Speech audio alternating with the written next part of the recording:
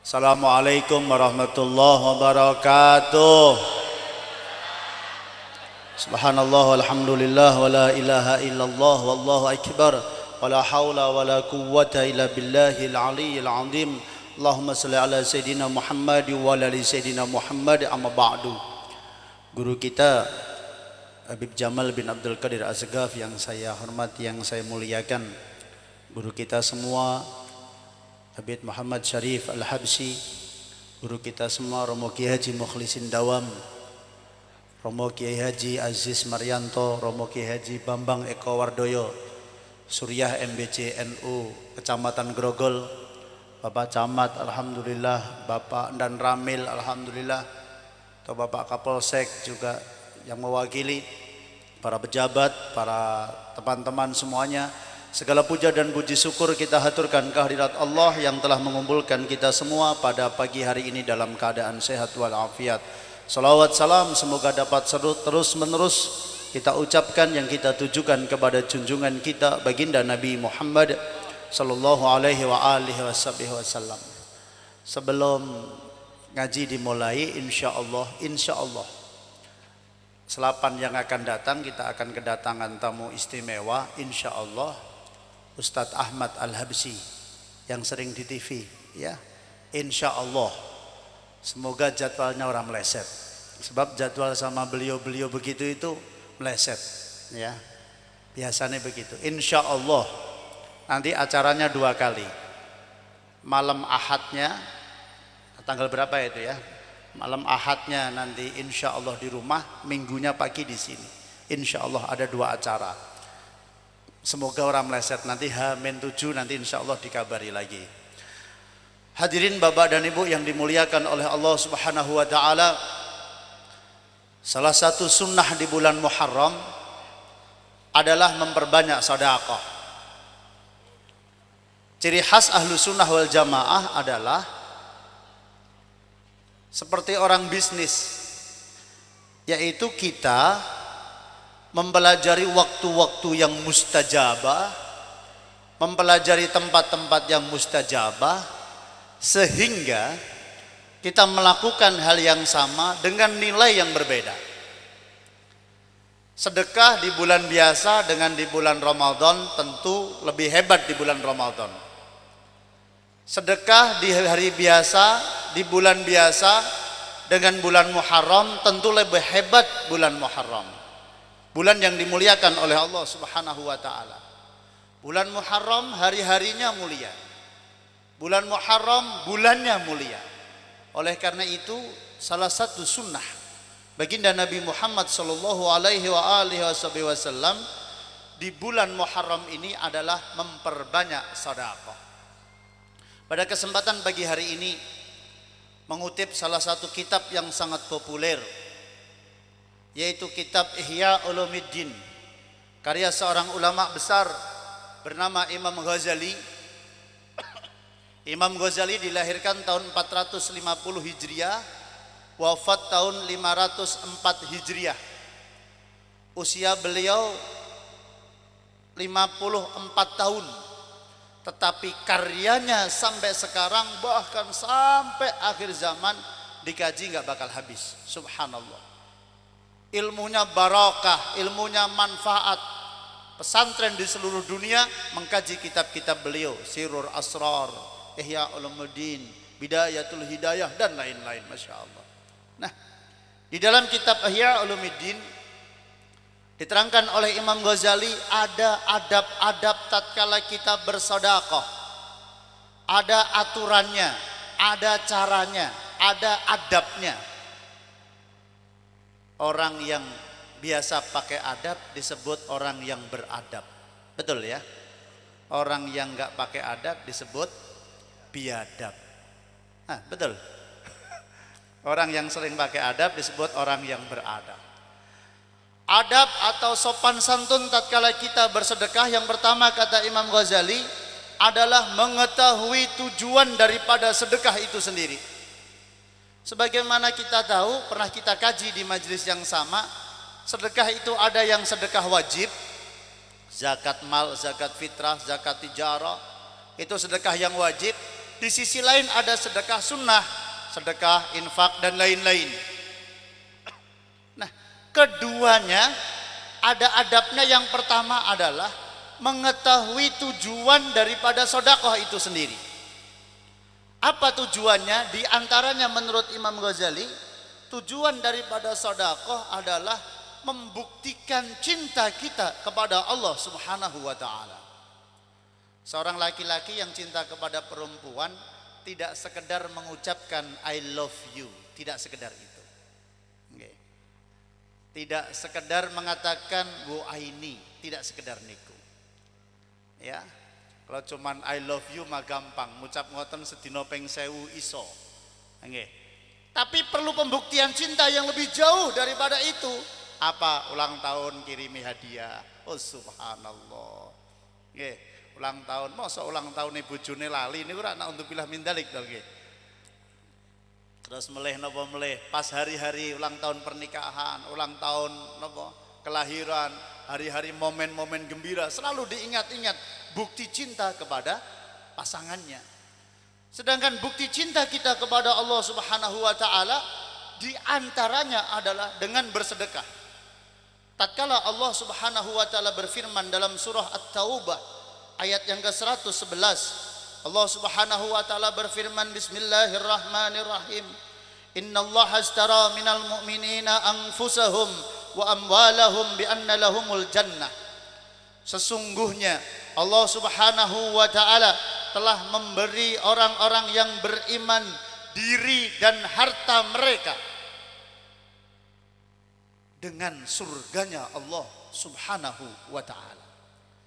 Tatkala ayat ini disampaikan kepada sahabat oleh baginda Nabi Muhammad sallallahu alaihi wasallam, Sayyidina Umar ibn Khattab radhiyallahu taala anhu pulang. Beliau pulang, kemudian dikumpulkan anak dan istrinya, disampaikan ayat ini, kemudian beliau berkeinginan untuk sedekah sebanyak-banyaknya. Kemudian diputuskan bersama dengan keluarga, beliau akhirnya bersedekah dengan separuh dari seluruh hartanya. Subhanallah. Beliau musyawarah dengan anak dan istrinya, separuh dari hartanya kemudian dibawa sowan kepada Kanjeng Nabi. Ya Rasul, sudah menjadi kesepakatan dalam keluarga, saya kepingin bersedekah. Ditanya oleh Rasul, ya Sayyidina Umar, ya Umar, apa yang kamu tinggalkan untuk istri dan anak-anakmu? Dijawab oleh Sayyidina Umar, separuh dari harta kami ya Rasul. Sesudah beliau duduk sama Rasul, selisih beberapa menit Sayyidina Abu Bakar As-Siddiq datang menemui Kanjeng Nabi Muhammad sallallahu alaihi wasallam. Tatkala beliau sowan kepada Kanjeng Nabi, ya Rasul, saya titip sedekah untuk dibagi kepada umat muslim, untuk berjuang kepada umat Islam. Apa yang kau tinggalkan untuk keluargamu ya Abu Bakar? Aku tinggalkan untuk keluargaku Allah dan Rasulnya. Seluruh hartanya disedekahkan untuk Islam. Sayyidina Abu Bakar As-Siddiq gara-gara mendengar ayat ini sebagai pembuktian cintanya yang dahsyat kepada Allah Subhanahu wa taala. Maka subhanallah, orang-orang yang cinta kepada dakwah, orang-orang yang cinta kepada Allah, orang-orang yang cinta kepada Rasulnya, tidak sekedar berjuang dengan dirinya, tetapi berjuang dengan hartanya di jalan Allah Subhanahu wa taala. Satu. Adab yang kedua, kata Imam Ghazali, adalah mempelajari waktu. Waktu ada yang waktu mustajabah, waktu ada yang waktu istimewa yang menjadikan berlipat gandanya pahala. Ada waktu yang menentukan sah dan tidaknya sedekah yang wajib. Contoh, tatkala kita sholat Idul Fitri, sunnahnya sholatnya dimundurkan, agak siangan sedikit, jam 7 lebih sedikit. Kenapa? Supaya orang yang membagi zakat fitrah lebih mempunyai waktu yang agak panjang. Berbeda dengan sholat Idul Adha, sunnahnya dimajukan. Kenapa? Karena dang rampung, dang belah wedus. Memang begitu. Sunnahnya sebelum sholat duha, jangan makan, jangan minum dulu. Berbeda dengan sholat Idul Fitri, makan dulu, minum dulu, kemudian baru berangkat sholat Id. Sunnahnya berbeda. Nah, tatkala kita membayar sedekah yang wajib atau zakat fitrah, di situ ada waktu yang menentukan sah dan tidaknya. Tatkala zakat fitrah dibayar sesudah sholat Id, maka tidak sah. Begitu juga tatkala kita kurban, juga demikian. Kurban ada waktunya, mulainya dari sesudah sholat Idul Adha sampai sebelum maghrib hari tasyrik yang terakhir, tanggal 10, tanggal 11, tanggal 12, tanggal 13. Lebih dari itu atau kurang dari itu tidak sah kurbannya. Waktu menentukan. Kalau sedekah yang sunnah, waktu menjadikan, kalau diperhatikan, menjadi berlipatnya pahala. Sedekah di bulan yang lain tentu lebih utama bulan Muharram daripada yang lain. Sedekah di bulan Muharram tentu lebih utama bulan Ramadan, dan seterusnya mengenai waktu. Zakat mal juga demikian, dihitung berdasarkan waktu. Misal panjenengan sedekah wajib berupa zakat mal 1 miliar, zakatnya pinten? Halo? 1 miliar zakatnya pinten? Ya orang duwe 1 miliar tapi yo bayangno sik ngoten lho. Ya kan, bayangno bariku terus ndonga tawasul lewat sholawat. Ya Allah, berkat sholawat saya pengen duit 1 miliar terus nyenengke. Allah Maha Kaya, Bu. Nggih. Kalau sampean 2 tahun piro kita pengen Carrefour tak tuku kok. Loh, apa enggak mungkin? Mungkin. Ya. Khairul Tanjung itu usianya baru 51 kalau tidak salah. Beliau sudah menjadi 50 besar versi majalah Forbes, menjadi 50 besar orang terkaya Indonesia. Subhanallah, ngalahkan Abu Rizal Bakri. Ya, ngalahkan Abu Rizal Bakri, subhanallah. Usianya baru 51 tahun, dimulai dari nol. Semuanya nggak ada yang nggak mungkin. Kita bayar zakat mal hitungannya 1 haul, 1 tahun. Misalnya dimulai dari 1 Muharram, maka bayarnya 1 Muharram tahun yang akan datang. Ya. Hitungannya setiap tahun sekali. Maaf ya, bukan kalender nasional tetapi kalender Hijriah. Setiap 1 Muharram hitung lagi 1 Muharram. Umpama ada orang kaya 11 bulan 29 hari, kok terus bangkrut? Sesuk arep hitung-hitungan bayar, hari itu bangkrut, ora usah bayar zakat. Rasul itu kaya tapi tidak pernah bayar zakat. Kenapa? Tatkala beliau menerima uang yang banyak, harta rampasan dan lain-lain, langsung disedekahkan habis, maka beliau tidak pernah membayar zakat mal, langsung dihabiskan oleh beliau. Nah, bagaimana Ustadz tatkala kita bayar zakat tapi nyicil? Boleh nggak nyicil? Halo, boleh nggak nyicil? Misal ada orang kaya hartanya 1 tahun 1 miliar tapi dicicil setiap bulan. Bulan Muharram dicicil, bayar dulu 2 juta. Ya, akhir bulan Muharram. Tadi tanggal 1 sudah bayar, misalkan per tanggal berikutnya kan harusnya hitung-hitungan tahun berikutnya. Tapi bulan berikutnya nyicil 2 juta. Bulan lagi 2 juta, bulan depan lagi 2 juta. Begitu terus. Boleh nggak nyicil? Boleh, tapi syaratnya yang terloro. Misal seharusnya kalau 1 miliar itu zakat malnya 25 juta. Bulan pertama dicicil 2 juta, bulan kedua 2 juta, bulan ke-11 berarti sudah 22 juta, bulan ke-12 kurangannya 3 juta. 2 juta dikasihkan beberapa orang, misal 10 orang, berarti 200 ribuan. Ya, misal begitu, 200 ribuan. Nah, bagaimana caranya? Apa syaratnya supaya itu menjadi sah? Syaratnya 1. Yang panjenengan beri zakat mal tadi pas 1 Muharram tahun yang akan datang orang entuk mati. Jadi mang pesen isik, nek jenengan memberi kepada orang fakir, orang miskin, awas lo, nek urung siji surasa ben aja mati sik. Mang pesen ngoten. Kalau mati bagaimana? Kalau meninggal dunia bagaimana? Maka 200.000 kali sekian yang panjenengan berikan kepada 1 orang kok meninggal dunia, itu hukumnya gugur, harus diganti pada saat kita nanti hitung-hitungan tanggal 1 Muharram.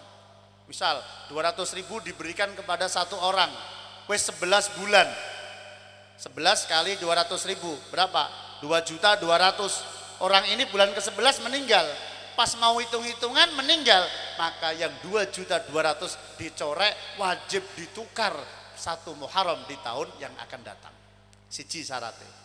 Syarat nomor kedua, di tahun yang akan datang yang panjenengan beri orang fakir atau orang miskin, syaratnya ora entuk dadi sugih. Mang pesen isik, wis setahun iki melarat terus lho ya. Awas kena dadi sugih. Pada saat nanti bulan keberapa kok dia menjadi kaya, maka hukum yang tadi kita bayar zakat mal kita, maka itu hukumnya gugur. Itu tentang waktu, maka harus dihitung nih zakat mal harus wajib kita bayar saudara-saudara jamaah semuanya. Kemudian yang ketiga, kata Imam Ghazali, adab tatkala kita bersedekah, jika sedekah itu sedekah yang wajib, maka sunnahnya ditampakkan, sunnahnya diperlihatkan. Maka pengumpulan zakat di masjid-masjid, Masya Allah itu sunnah. Zakat fitrah, zakat mal diumumkan, misalkan wah iki Ustadz Soni bayar zakat male 20 yuta lho, umpama kok diumum-umumkan, boleh, itu sunnah ya. Zakat mal, zakat fitrah yang wajib-wajib ditampakkan, sunnah hukumnya. Ustadz, aku nek ditampakkan malah jadi pamer. Lah bahas bab notowati pamer enten bape dewi. Piye carane ora pamer, piye carane ora ujub, piye carane ora sombong, ada bab membahas tentang itu tersendiri. Jika seandainya ada orang sedekah ditampakkan, kata Imam Ibnu Abbas radhiyallahu taala anhu, pahalanya berlipat ganda 25 derajat. Jika sedekah itu sedekah yang wajib, lebih afdol, lebih utama 25 derajat daripada sembunyi-sembunyi. Sedekah yang wajib sunnahnya ditampakkan. Yang kedua yang sunnah ditampakkan adalah sedekah sunnah tapi niatnya untuk memotivasi orang lain. Misal nih mau bangun masjid, Masjid Al-Hidayah mau bangun, nilainya 1 miliar. Kulo nggawe proposal. Ning alhamdulillah kulo dereng tau nggawe proposal nggih. Al-Hidayah dereng tau njaluk-njaluk nggawe proposal. Alhamdulillah. Muga-muga selamanya orang jaluk-jaluk. Nggih, amin amin. Nek dikeki gelem. Nggih, nek dikirimi gelem, kula tampa. Niki kanan kiri kula enten caleg akeh. Kula rasa njaluk ninggalono ngoten lho nggih. Ora ninggali ya ora tak umumno. Ki enten lho caleg DPR RI barang enten, ning mboten ninggali ya ora tak umumno. Ki kanan kiri kula enten niki sing caleg DPR RI nggih enten. Buri-buri niku caleg-caleg nggih enten. Kula ndek wingi niku makan-makan wong akeh ngerti-ngerti dibayari caleg nggih. Ustaz salaman hitung-hitungan ngerti pun dibayar, sapa sing bayar niku wau Ustaz, oh caleg meneh. Makanya agar pas usum ngeten-ngeten niki pun caleg teng kanan kiri kula wakeh banget pokoke. Ninggali tak umumno, ora ninggali ora tak umumno. Kula ora njaluk prinsip kula niku ning ditinggali gelem, nggih. Ya mungkin nek ditinggali sakniki kula umumno sing bulan ngarep ngoten lho nggih. Bapak dan Ibu yang dimuliakan Allah Subhanahu wa taala, bangun masjid misalkan 1 miliar. Kita menghubungi beberapa orang untuk sedekah ya, untuk infak kepada pembangunan masjid. Maka panitia menghubungi wong sing sugih sik. Nah, contoh sing apik kula misalkan nggih, wah iki Ustaz Soni jadi target ya kan dhuwur dhewe. Kula kemudian membantu kepada masjid, tulis 20 juta. Wah, Soni Parsono. Lho, contoh sing ngeten iki kula mawon. Padahal kulane jaluki sumbangan metune sithik banget. Nang kula omongne gedhe nggih. 20 juta kula tulis dhuwur dhewe. Soni Parsono. Enggak apa-apa. Niatannya untuk memotivasi orang lain ben ngisorku pekewo. Nggih. Kula 20 juta, caleg mestine lho ya akeh kan ngoten to nggih. Nggih, 20 juta wah caleg DPR RI ngisore. Wah, Ustaz Soni wis 20 aku 50 kan ngoten to nggih. Nah, niatnya untuk memotivasi orang lain maka ini sunnah, lebih afdol ditampakkan. Tetapi berikutnya adab yang nomor keempat, tatkala kita sedekah sunnah yang biasa, maka lebih sunnah disembunyikan. Ya, sedekah biasa disembunyikan. Sebagaimana seorang manusia yang mulia, Imam Ali Zainal Abidin, beliau adalah putranya Sayyidina Husain. Sayyidina Husain adalah putranya Sayyidah Fatimah Zahra. Sayyidah Fatimah Zahra binti Rasulullah sallallahu alaihi wasallam, buyutnya Rasulullah sallallahu alaihi wasallam, beliau mempunyai amalan sedekah secara syir, secara sembunyi-sembunyi, petang puluh tahun orang nek wong ngerti. Setiap malam kurang lebih jam 2, jam 3, waktu-waktunya orang tidur semuanya, beliau menghitung masyarakatnya. Sing dalam keadaan fakir, dalam keadaan miskin, siapa saja beliau tulis, dicatat. Kemudian dijatah. Misal gampangannya kalau zaman sekarang, orang ini si fulan, keluarganya sekian, 1 bulan perlu beras 30 kilo. Kalau zaman dulu gandum ya, 30 kilo. Si fulan anaknya akeh, perlu 60 kilo sebulan. Si fulan tinggal sendiri, perlu 10 kilo sebulan. Didata sama beliau setiap malam, tanggal 1 di sini bawa gandum, dipikul di pundak beliau sendiri, padahal beliau adalah buyutnya Kanjeng Nabi Muhammad SAW. Tanggal 1 ke sini, tanggal 2 ke sini, tanggal 3 ke sini, terus sampai 40 tahun tidak ada satupun orang yang tahu. Subhanallah. Maaf, Imam Ali Zainal Abidin diriwayatkan mulai usia 11 tahun sampai meninggal dunia tidak pernah tertawa. Kenapa demikian? Maaf, beliau melihat di depan mata beliau sendiri yang mulia 70 keluarga Ahlul Bait dan pecinta-pecinta Ahlul Bait, 70 orang dibunuh, dibantai di depan mata beliau tanggal 10 Muharram. 70 orang meninggal dunia, termasuk 4 saudara beliau. Bahkan adik kandung beliau yang saat itu masih bayi, dipondong, digendong oleh Sayyidina Husain, ikut mati terbunuh. Terjadi tanggal 10 Muharram. Bahkan maaf, kepala beliau dipenggal, kemudian dipancung, badan beliau dimakamkan di Karbala di Irak, kemudian kepala beliau dipancung sampai disuankan kepada Gubernur Yazid bin Muawiyah di Madinah. Maaf ya, Gubernur Yazid ini bin Muawiyah, anaknya sahabat. Anaknya sahabat memusuhi Ahlul Bait. Naudzubillah, tsumma naudzubillah. Disewankan ke Madinah, akhirnya dimakamkan di dekat makam kakaknya di pemakaman Baqi. Kakak beliau Imam Hasan meninggalnya diracun, sedangkan Imam Husain meninggalnya dipenggal kepalanya. Riwayat yang lain mengatakan Imam Husain kepalanya dimakamkan di Mesir. Di Mesir, di dekat pondok pesantren Al-Azhar Mesir, ada masjid besar namanya Masjid Imam Husain. Di sana ada masjid, di situ ada makam, dan di situ ada orang-orang Mesir meyakini di situ dimakamkan kepala Sayyidina Husain. Imam Ali Zainal Abidin 40 tahun memanggul gandum diberikan kepada fuqara wal masakin, tidak ada yang tahu. Tahunya kapan? Tatkala beliau meninggal dunia. Sudah meninggal dunia, tatkala beliau dimandikan, semua orang yang memandikan beliau kaget. Di pundak beliau ini kok ngapal.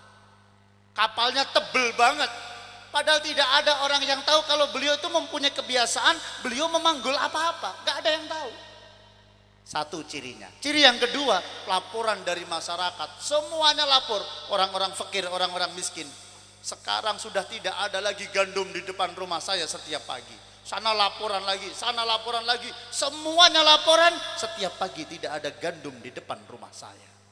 Berarti pelakunya adalah Sayyidina Ali Zainal Abidin. Oleh karena itu, yuk kita mempunyai amalan dua-duanya. Sing wajib ditampakkan, tapi kita juga di satu sisi kita punya amalan yang disembunyikan. Kemudian adab yang selanjutnya, adab yang kelima, tatkala kita sedekah, maka hindarkanlah dari 2 sifat. Yang pertama yaitu hindari dari sifat man. Sifat man adalah sifat yang sering menyebut-nyebut pemberian kita, sering menyebut-nyebut sedekah kita, sering menceritakan sedekah kita. Wes aku ndek iki lho bar bantu Al-Hidayah, aku ndek iki lho bar bantu Jamuro, misal ngoten diomong-omongno karo kanca-kancane. Bahkan seorang ulama besar, penulis kitab Fathul Bari bernama Al-Imam Ibnu Hajar Al-Asqalani, beliau mengatakan bahwa niat itu terbagi menjadi 3, di depan, di tengah, dan di akhir. Kapan itu di depan? Misal contoh, Ada orang mau bangun masjid, tak bangun masjid nilainya 1 miliar, misal 1 miliar. Tatkala sebelum bangun masjid niku wau sudah menyiapkan uang 1 miliar, niatnya ditoto. Niatnya mau apa ini bangun masjid? Mau pamerkah, mau cari wahkah, atau mau membesarkan agamanya Allah? Niatnya sudah lurus, maka berikan sedekah itu 1 miliar, gue bangun masjid. Sip, pertama lulus. Setahun bangun masjid pun dadi subhanallah gawe pengajian akbar. Kuwabeh wong nyalami. Misalnya kula niku wau kula misale. Contoh sing apik kula, sing elek jenengan mangke. Kuwabeh wong nyalami kula, bupati nyalami. Wah alhamdulillah Ustaz Soni iki nek arek Ustaz Soni masjid ora mungkin dadi. Kuwabeh nyalami kula. Wong 5.000 nyalami kabeh kanthi tele-tele ngeten iki. Nggih. Kuwabeh nyalami selamat Ustaz ora nek jenengan ra dadi masjid. Selamat Ustaz, selamat Ustaz. Disitulah letak noto niat yang kedua. Belok enggak niatnya. Tatkala kita disalami orang, dipuji orang, kemudian kita wah bajune dadi sesak kabeh. Kan ngapunten jubah kula niki hadiah nggih. Kula nganggo ngeten niki nek mboten didhawuhi kula mboten wantun. Niki hadiah dari beliau Habib Jamal. Lho tak critakno. Kula duwene siji tok niki. Nah, seperti sesuk dikabari mulih terus sing merah enek Ustaz lah niku nggih. Kula nggo mulih bulan ngarep. Kula jenengan ngerti kula ya duwene siji tok niki ya. Nggih, kula nganggo udeng-udeng ngeten niki nggih didhawuhi beliau. Oh ngeten iki nek latihan sewengi kok mangsane kok dikira gampang apa piye. Ngeten iki wah aku mau ning kaca ngila-ngilo bojoku tak celuk piye wis ganteng urung lho ngono barang kok. Didhawuhi beliau nek mboten didhawuhi beliau napa wantun kula. Habib Musarif mboten nganggo imamah kula malah nganggo.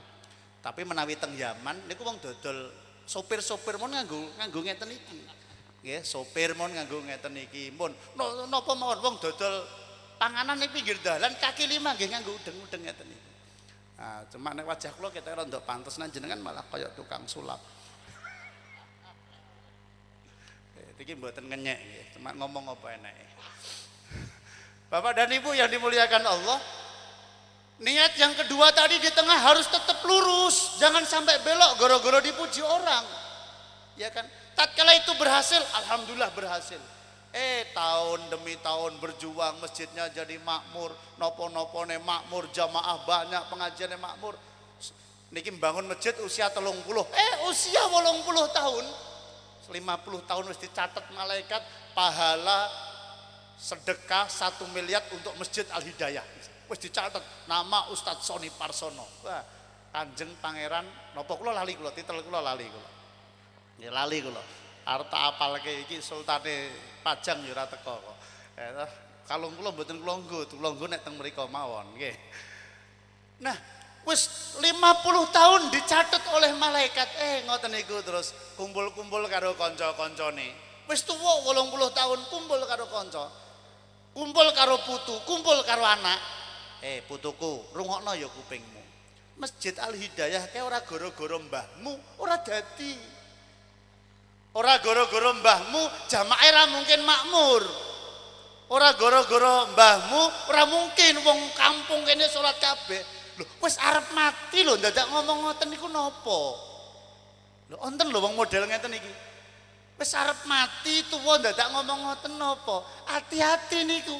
Gara-gara ucapan yang demikian itu bisa menggugurkan pahala yang sudah dipegang selama puluhan tahun. Maka hati-hati. Maka hindari tatkala kita bersedekah dari sifat man, yaitu sifat yang sering nyebut-nyebut.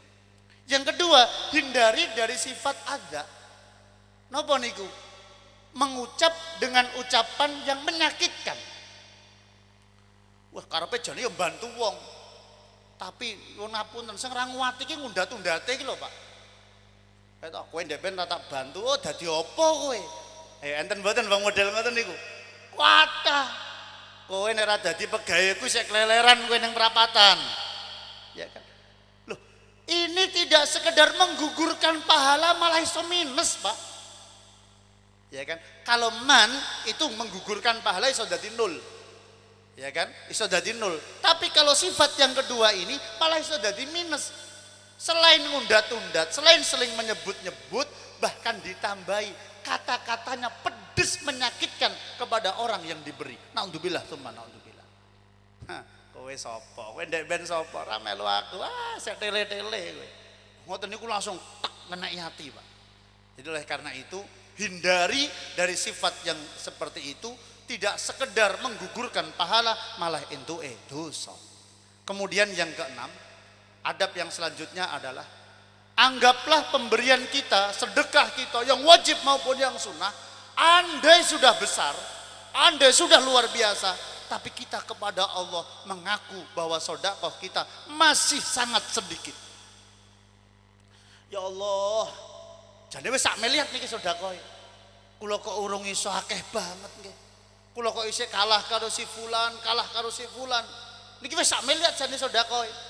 Si fulan luar biasa, si fulan luar biasa. Kula kalah ya Allah.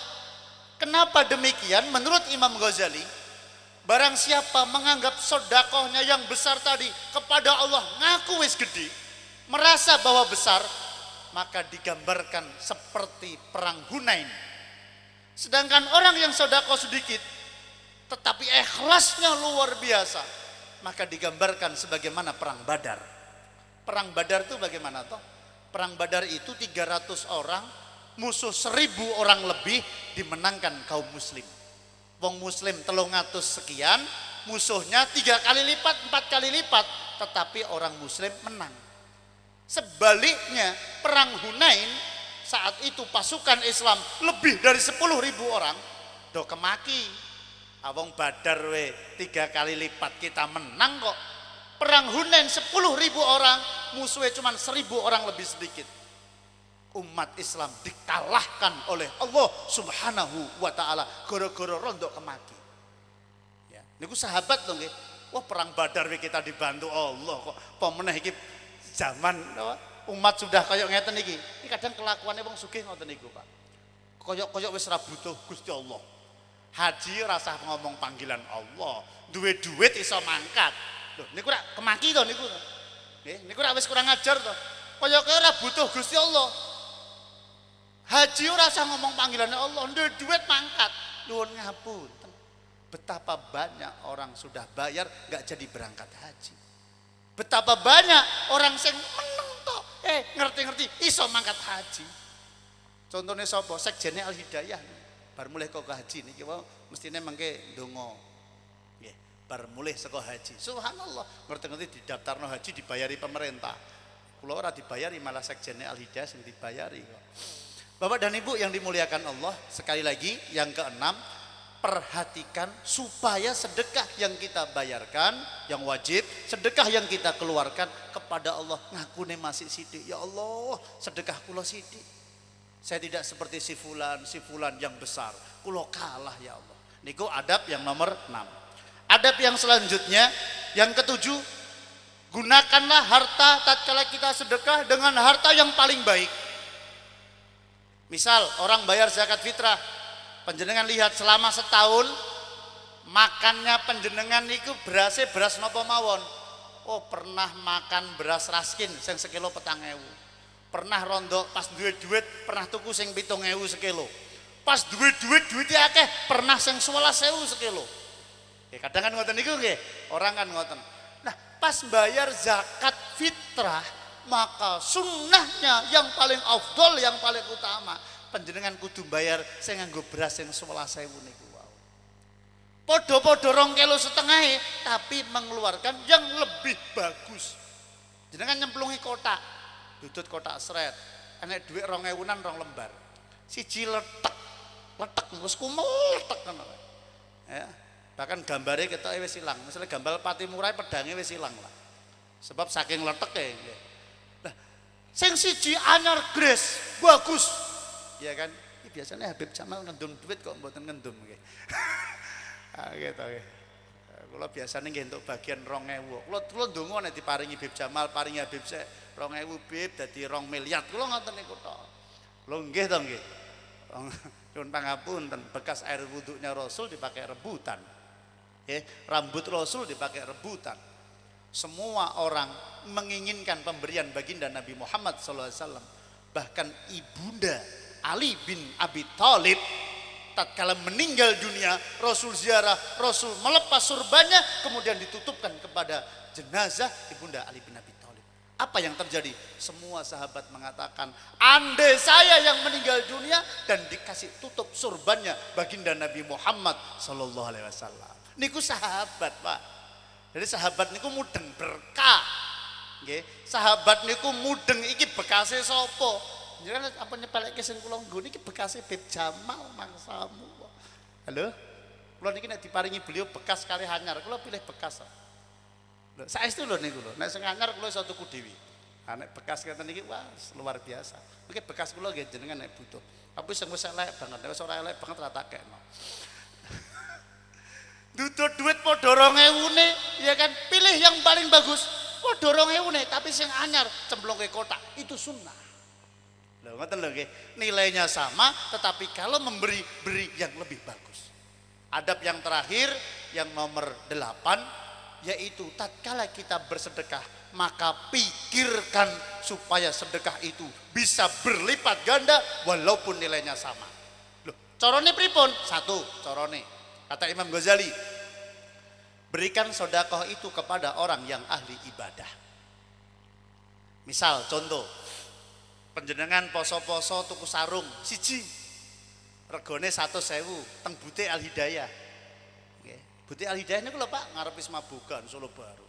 Nggih, 3 lantai niku lho nggih tandalan. Nggih, teng mriku manggon. Ngapunten mboten promosi nggih, cuma iklan nggih.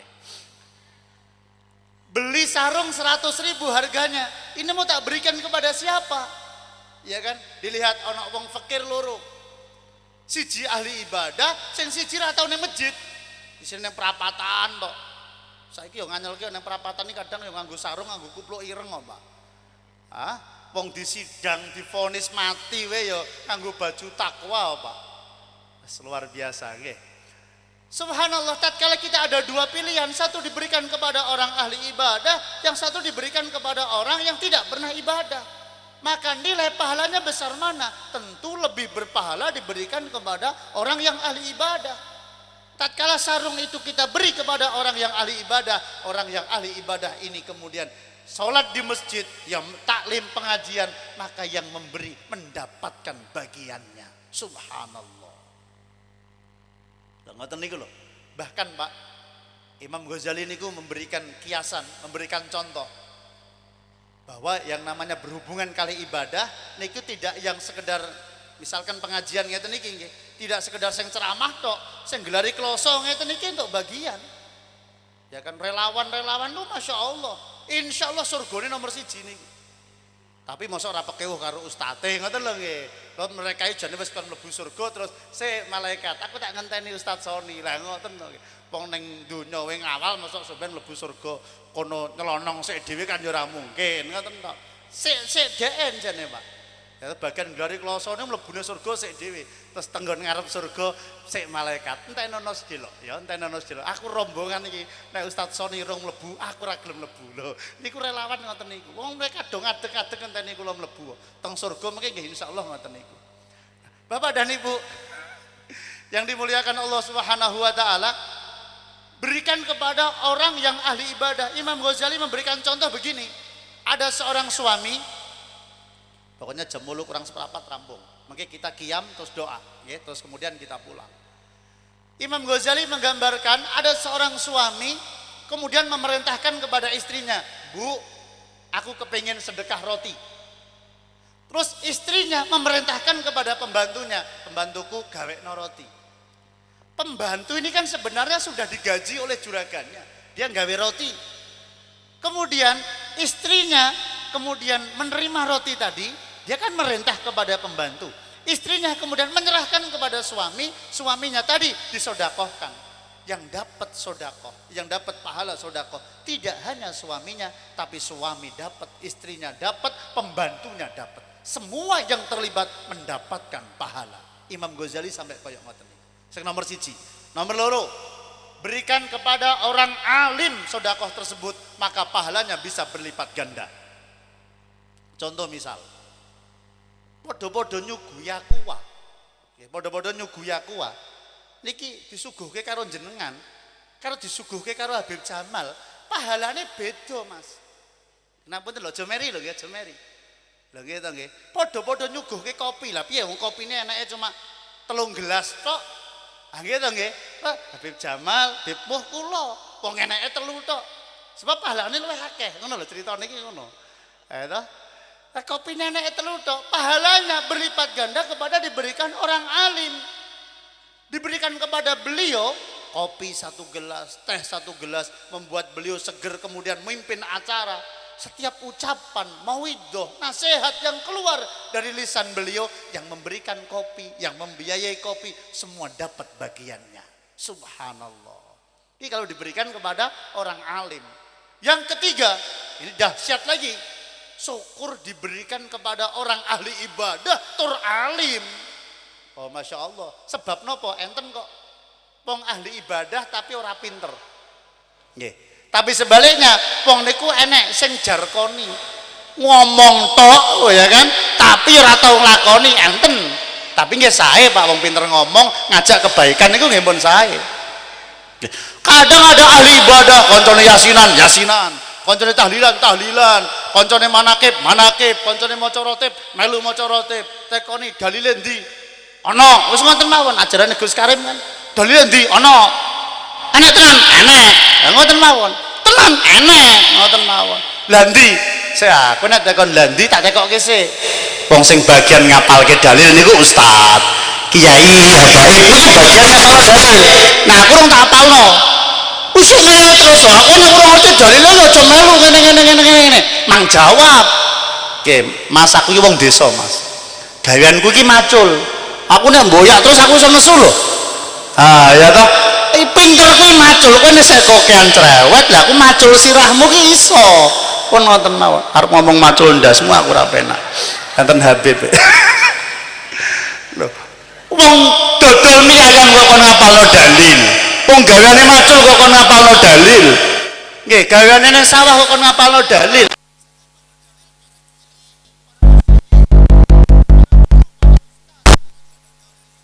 Yasin ala mautakum, bacakan surah Yasin untuk orang mati di antara kalian. Rawahul Imam Abu Dawud, Imam Tirmidzi, Imam An-Nasai, Imam Ahmad, 4 perawi hadis langsung.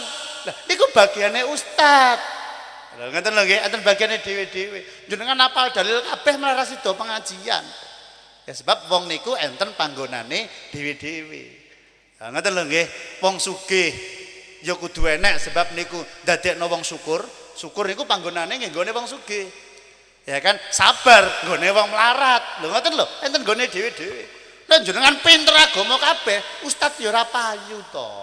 Ngoten lho nggih, enten panggonane dhewe-dhewe. Kemudian yang keempat, adabnya adalah berikan sedekah itu kepada orang fakir yang tidak menampakkan kefakirannya. Nyuwun ngapunten, ngemis niku mboten dosa, Pak. Tapi makruh. Kurang disuka oleh Allah. Wong model jaluan niku enggak disuka sama Allah. Yang hebat itu siapa? Wong itu fakir, wong itu miskin, tetapi tidak ditampakkan, bahkan orang mengira ini loh orang kaya enggak pernah butuh bantuan orang lain. Maka memberi sedekah, memberi bantuan, dukungan kepada orang fakir yang tidak menampakkan kefakirannya, pahalanya dahsyat luar biasa. Maka oleh karena itu kita sing sugih-sugih mempunyai kewajiban didata. Tanggone awake dhewe jane fakir, penghasilannya minim, tapi ora tau njaluk ki sapa. Lah itu diistimewakan. Kemudian yang selanjutnya, adab yang selanjutnya adalah berikan kepada sedekah itu kepada orang yang mempunyai banyak tanggungan. Misal contoh, ana wong loro fakir. Siji ijen ora duwe anak, ora duwe bojo. Sing siji anake 3. Tur loro-loronen sisan. Tur omahe bar kenek lesus sisan. Iki daerah Wonogiri. Bar do kenek lesus nggih. Wis loro-loronen, fakir, anake akeh, wis kena musibah sisan. Lah, sing siji fakir tapi tunggal, sama-sama memberi dengan nilai yang sama kepada orang yang fakir tunggal dengan orang yang fakir tapi punya tanggungan. Ini pahalanya besar orang yang fakir yang punya tanggungan, sama nilainya tapi pahalanya di sisi Allah jauh berlipat ganda.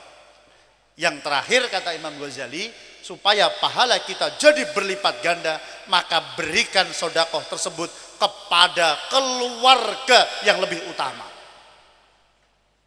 Sodakoh niku yang paling utama kepada keluarga. Keluarga yang jadi tanggungan kan jelas, bapak ibu itu jadi tanggungan. Siapa misalkan kakaknya dilihat, adiknya dilihat, pamannya dilihat, bibinya dilihat, neneknya dilihat, sedulure sik. Kemudian tatkala sudah saudara, maka yang dekat dengan pintu kita siapa? Ngarep omah, kanan omah, kiri omah, dilihat dulu. Ya. Jadi sesudah sedulure kemudian tonggone. Tidak disebut sodakoh kalau sodakoh itu melumpat. Melumpat niku pripun? Kok tonggone enek sing fakir, sodakohe malah nang liyonggon. Itu tidak mendapatkan pahala. Ayo hati-hati lho nggih. Korban barang lho korban. Korban niku sunah yo ning masyarakatmu dhewe. Wong Wonogiri kok korbane dikelompokno ning Solo. Aku ora nyindir lho, cuma ngeneki. Enten lho nggih, wong Wonogiri korbane dikelompokno ning Solo, wong Sragen dikelompokno ning Solo. Korban itu afdolnya ya di masyarakat sekitar. Ngoten lho nggih, di masyarakat sekitar sudah tuntas pembagiane, nek pun rampung turane bawa keluar. Bawa keluar pun desa yang terdekat. Nggih, desa yang terdekat aja mlumpat adoh sik. Tetangga, terus ngeten iki terus. Ya, jadi sekali lagi sedekah itu paling afdol kepada keluarga, kemudian tetangga yang terdekat. Jika ada seseorang yang mempunyai 6 karakter niki wau. Siji dulure dhewe, fakir dulure dhewe. Wonge ahli ibadah, wonge yo alim, berarti ahli ibadah yo alim. Terus anaknya akeh, mempunyai tanggungan, terus dia ora tahu jaluk-jaluk, kemudian kita dukung, kita berikan sedekah, maka itulah sedekah yang sempurna. Kalau baleni, jika ada orang mempunyai 6 kriteria, dulure dhewe, miskin, anaknya akeh, orang jaluan, ahli ibadah, tur alim, guru TPA misalkan, maka sedekah diberikan kepada orang tersebut, itulah sedekah yang paling sempurna. Maka kula sarankan, jika ada saudara yang seperti ini, maka jadikan ini wasilah, jadikan ini perantara supaya menjadi perantara kita menuju kepada surganya Allah Subhanahu wa taala. Demikian kajian kita pada pagi hari ini, semoga bisa pulang diamalkan, ya kan, tidak sekedar ucapan keluar ucapan. Insya Allah yang di Boyolali, teman-teman di Boyolali, saya nanti jam 9 di Janti, terus teman-teman ibu-ibu nanti sore berkumpul di Masjid Jami Al Hidayah.